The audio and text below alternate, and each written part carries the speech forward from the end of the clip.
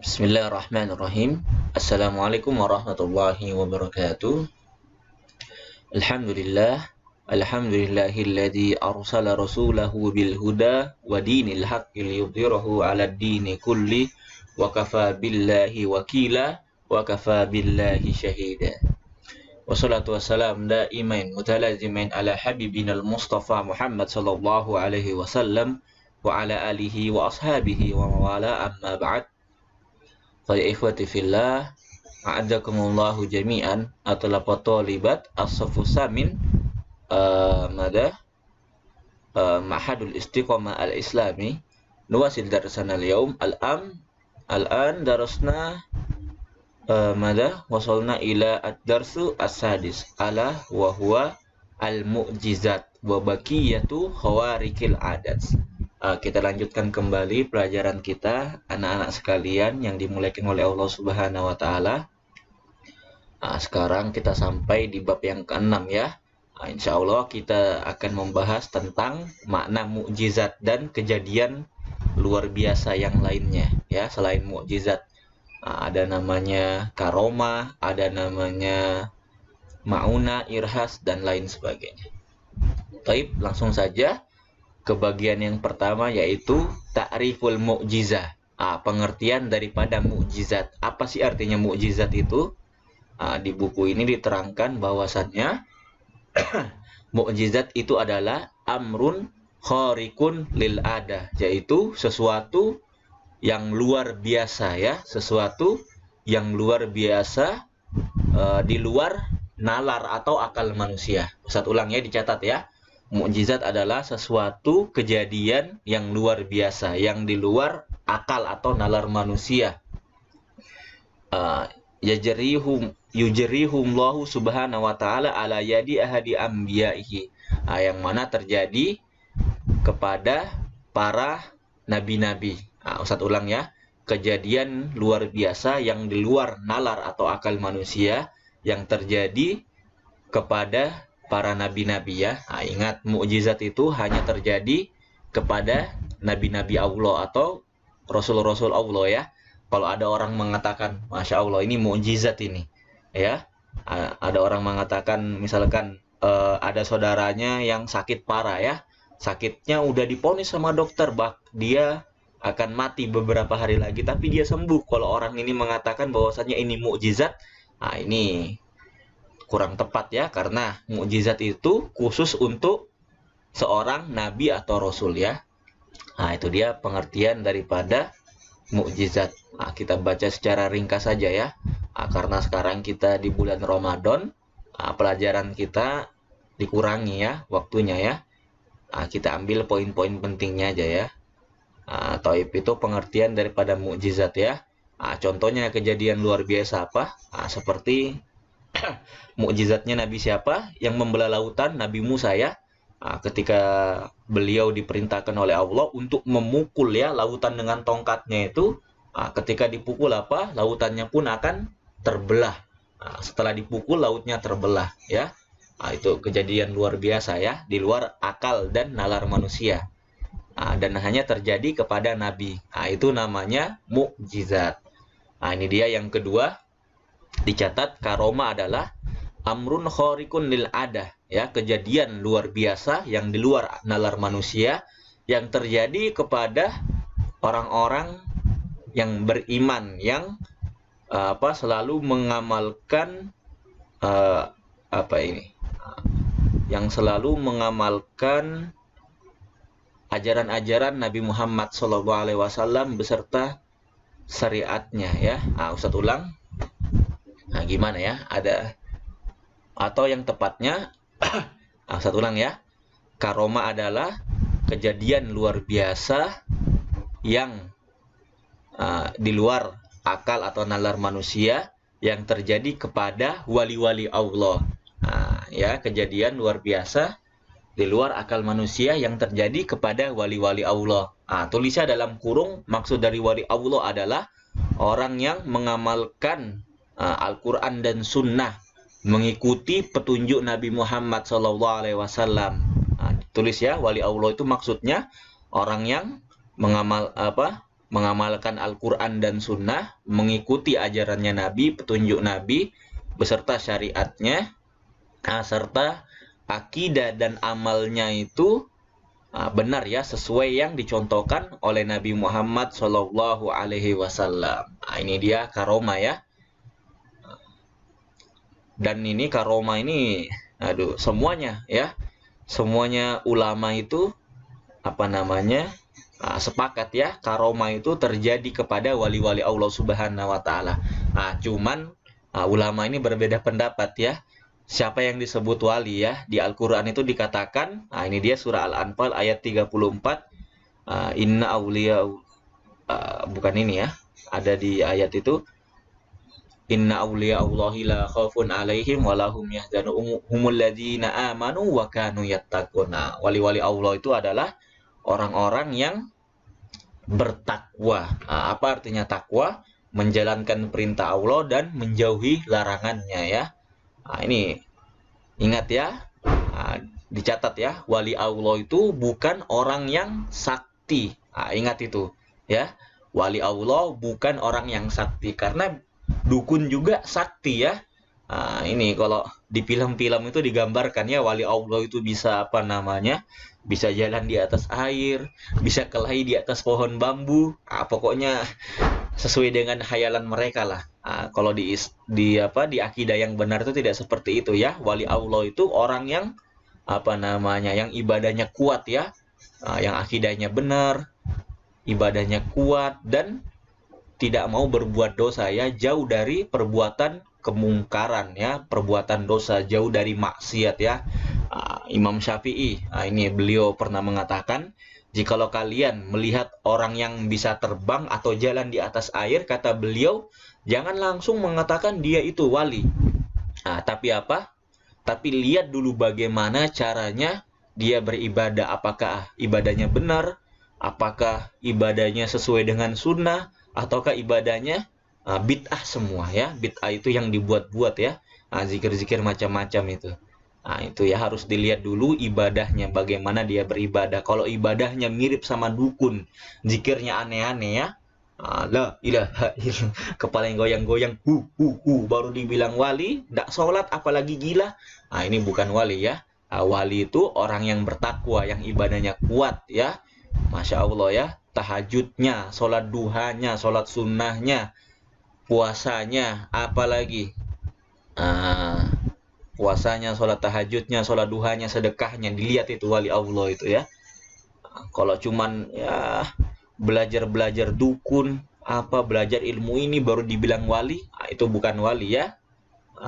Bukan wali Allah, tapi walius syaiton, walinya setan ya. Itu dia ya, wali ya.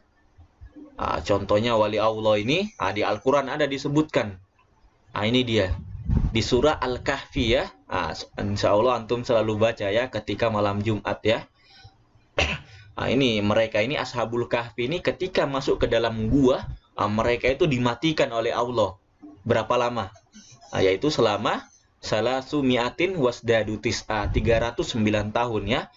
Selama 390 tahun ini ketika mereka masuk dalam gua ini, mereka tertidur dan bangun-bangun sudah 300 tahun ya, sudah berganti zamannya.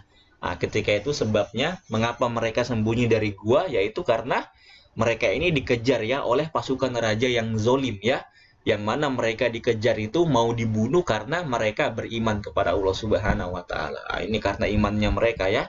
Mereka ini wali-wali Allah ya, yang Masya Allah amal ibadahnya sudah luar biasa ya. Dan ada lagi kisah siapa ini? Kisahnya Maryam ya. Maryam itu siapa? Ibunda Nabi Isa alaihi salam. Ini Masya Allah ya. Dalam Al-Quran itu dikatakan itu Maryam itu pernah didatangi oleh malaikat ya.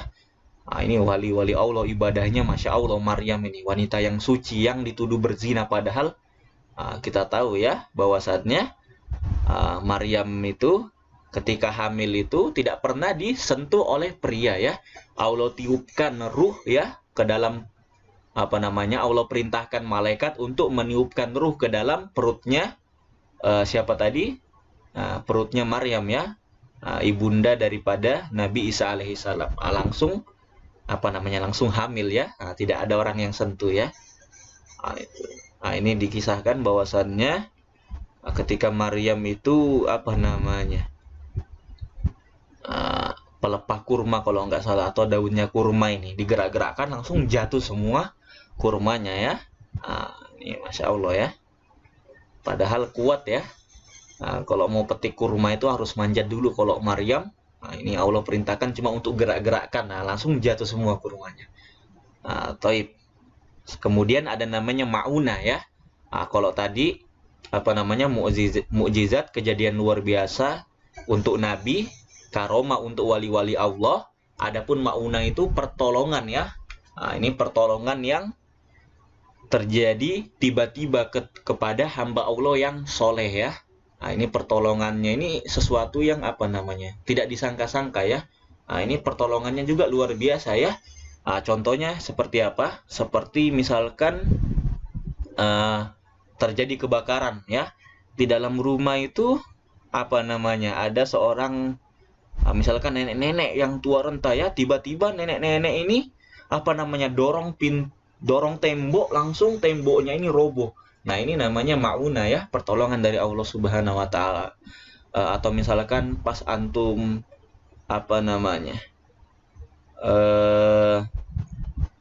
tersesat di hutan ya. Misalkan ada seseorang ya, orang soleh yang tersesat di hutan ya. Dan dia sudah lapar sekali. Hampir-hampir karena laparnya ini dia akan mati ya. Ketika itu orang soleh ini tiba-tiba menemukan makanan yang banyak. Itu disebut ma'unah ya, pertolongan Allah kepada hambanya yang soleh ya. Dan pertolongan ini tidak disangka-sangka ya, terjadi secara ajaib ya, itu namanya ma'unah. Ya, terakhir irhas, kita baca singkat aja ya. Irhas adalah umur khariqul ada wa illam yakun mu'jizatun li faqdi syurutil mu'jizah al-irhas huwa mazharul nabi qabla bi'satihi. Irhas adalah kejadian luar biasa yang terjadi kepada calon-calon nabi sebelum dia diangkat menjadi nabi. Ini bedanya irhas dan dicatat ya. Irhas dan mukjizat. Kalau mukjizat itu kejadian yang luar biasa setelah menjadi nabi. Adapun irhas sebelum diangkatnya seseorang itu menjadi nabi ya. Contohnya apa? Seperti kisahnya Nabi Muhammad SAW. Ketika itu beliau masih umur 7 atau 6 tahun, Ustaz lupa ya. Ketika itu dadanya beliau itu dibelah ya. Dan hatinya itu dicuci ya oleh malaikat Jibril dengan air zam-zam, dibuang kotoran-kotoran hitam ya, atau namanya khotorus syaiton ya, titik-titik hitam ya. Ini yang membuat manusia bisikan-bisikan setan itu dari itu ya. Itu dibuang semua malaikat, disucikan hatinya dengan air zam-zam. Dan juga contohnya irhas itu ini ya, irhasnya Nabi Isa alaihissalam. Ketika ibu beliau ya, Maryam dituduh sebagai pezina, maka Nabi Isa ini langsung ya, ketika masih bayi baru lahir tuh langsung bisa berbicara. Itu dia ya, bentuk daripada irhas. Ingat ya, bedanya mukjizat dengan irhas. Kalau irhas sebelum kejadian luar biasa, sebelum diangkatnya menjadi nabi ya. Kalau mukjizat yaitu setelah diangkat menjadi nabi. Hakikatul mukjizat. Ini masih panjang ya. Oke, kita singkat aja ya. Ini dia hakikat daripada mukjizat. Ini mukjizat ini turun kepada kepada para nabi ya. Dan mukjizat ini diturunkan sesuai dengan keadaan suatu kaum. Misalkan kaumnya Nabi Musa ya, mereka itu terkenal dengan sihir. Makanya Nabi Musa alaihissalam, beliau itu diberikan mukjizat berupa apa? Tongkatnya bisa berubah menjadi ular, dan juga ketika beliau memukul memukul lautan itu, langsung lautnya itu terbelah ya, menunjukkan bahwasannya sihirnya itu sesuai dengan keadaan kaumnya ya. Begitu pula Nabi siapa? Nabi Isa. Di zamannya beliau itu manusia itu pada hebat ya. Mereka semua hebat dalam bidang kesehatan ya. Makanya mukjizatnya Nabi Isa itu bisa menyembuhkan segala penyakit ya, bahkan ya, wa uhyil mauta, dan Nabi Isa itu menghidupkan orang mati ya. Tentunya mukjizatnya ini sesuai dengan izin Allah Subhanahu wa taala. Kalau Allah tidak mengizinkan maka tidak terjadi mukjizatnya. Begitu pula zaman Nabi Muhammad SAW ya. Ketika itu bangsa Arab itu terkenal dengan balagoh atau kefasihan kata. Maka dari itu Nabi Muhammad diberikan jawami'ul kalim ya. Perkataannya sangat fasih sehingga orang-orang yang mendengar perkataan Nabi Muhammad SAW, mereka itu langsung terkagum dan takjub dengan perkataan Nabi Muhammad SAW, sehingga banyak orang yang langsung percaya kepada Nabi Muhammad ya, ketika dibacakan Al-Qur'anul Karim itu ya. Mukjizat itu turun sesuai dengan keadaan kaumnya. Taib. Yang terakhir, wujubul iman bil mukjizat. Yajibu 'alal muslim an ya'taqid anna Allah azza wa jal qad ayyada anbiya'ahu wa rusulahu alladziina arsalahum ilan nas bil mu'jizati tabayyana sidquhum fi da'watihim. Ini dia. Wajib bagi seorang yang muslim dan mukmin ya. Wajib bagi orang yang beriman dan muslim untuk apa? Untuk mempercayai mukjizat para nabi dan rasul ya. Karena sudah diterangkan di mana? Di dalam Al-Qur'an. Ini sesuatu yang telah dijelaskan dan diterangkan di dalam Al-Qur'an. Wajib bagi kita untuk apa? Untuk beriman dan mempercayainya tanpa sedikit pun keraguan ya. Bahkan bisa kafir kita ya karena tidak percaya kepada Al-Qur'an ya.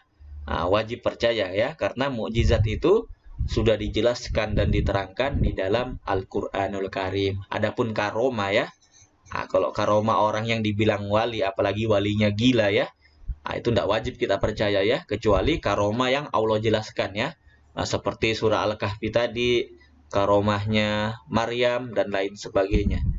Ya, itu wajib kita percaya ya. Adapun kalau cuma cerita-ceritanya orang ya, apalagi ceritanya Wali Songo ya, itu banyak banyak khurafatnya ya, banyak ditambah-tambah sama orang ya, supaya laris usahanya mereka ya, yaitu usaha ziarah kubur ya. Ini mereka ini setiap orang datang ke makam para wali itu kalau di Jawa itu dikenakan tarif ya. Makanya dibuat cerita aneh-aneh lah. Wali bisa terbang, wali bisa ini. Itu banyak dustanya ya, banyak bohongnya ya. Taib, ini saja. Mudah-mudahan yang kita pelajari hari ini bermanfaat bagi kita semua. Hadanallahu wa iyyakum. Subhanakallahumma wa bihamdika asyhadu an la ilaha illa anta astaghfiruka wa atubu ilaik. Assalamualaikum warahmatullahi wabarakatuh.